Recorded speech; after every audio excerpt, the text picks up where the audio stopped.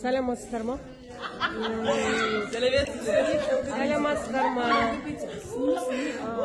Можете на стульчике сесть? Присядьте, пожалуйста, если вы хотите послушать.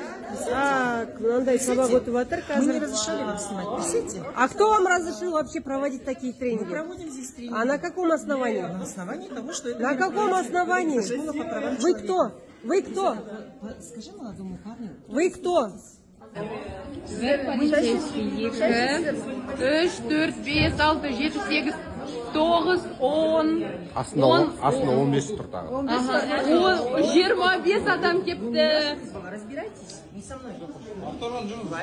Өте қауіпті.